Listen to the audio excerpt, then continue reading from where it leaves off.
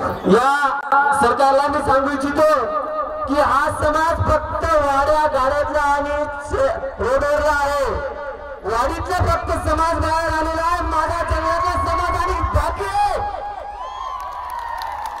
47 फक्त एका समाज या ठिकाणी उपस्थित झालेले आहे। तर विचार कर 47च्या जंगलातल्या बाहेर आल्या तर देवेंद्र फडणवीस पुन्हा धुळीनाच आहे इलेक्शन। हे काय आरक्षण त्या आमदार खासदारांनी दिले त्याच्या नेतृत्वाने दिलेले पत्र त्या बापाला 7 वेळा होता का? अरे त्या बापाला 7 वेळा दिलेला आहे, पुन्हा द्यायचा छोट्या बंजारा समाजात तुझ्या घरच्या बापाला 7 वेळा राहिलेले नाही, तेवढे राहिलेले नाही। बाबासाहेबांचं संविधान आमच्या लेकरांना वाचलेलं आहे, आम्हाला संविधान या ठिकाणी कळालेलं आहे। म्हणून तुझ्या आजींचा तुझ्या घरीच ठेव।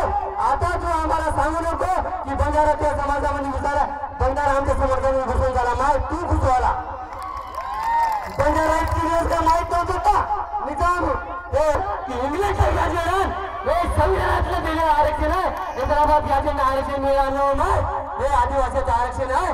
तुम्हाला सांगतो जास्त काही बोलणार नाही, खूप काही बोलणार आहे आणि काही पुढच्या गाडीवर बोलणार आहे। हे सरकार आपल्याला असंच तर बोलवणार आहे, तरी आपण प्रत्येक वेळी एवढ्या मोठ्या उपस्थित राहायचं आहे।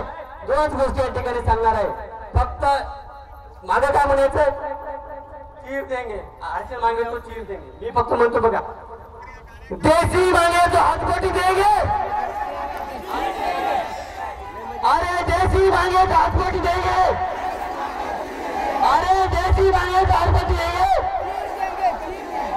उगा नाव माय आदिवासी होय, नादाला लागू नको, सांगालो तुला माणसाच्या भाषेमध्ये डॉक्टर बाबासाहेब आंबेडकरांचा या बापाला सांगा, या बापाने दिलेलं आरक्षण होय त्या हैदराबाद गॅजेट मिळणार नाही, हे पुन्हा त्या देवेंद्र फडणवीसला सांगा। या मीडियाच्या माध्यमातून मी सांगायचं, त्या देवेंद्र फडणवीसचा माझा व्हिडिओ येऊन दाखवा, या बाबाने दिलेलं आरक्षण आहे त्या हैदराबाद गॅजेट मिळणार नाही। तू हैदराबाद गॅजेट आहे त्या इंग्लंडच्या गॅजेटात आरक्षण भेटणार हे एकदा छाती टाकून या ठिकाणी प्रांत सांगत आहे। सांगतो जय महाराष्ट्र।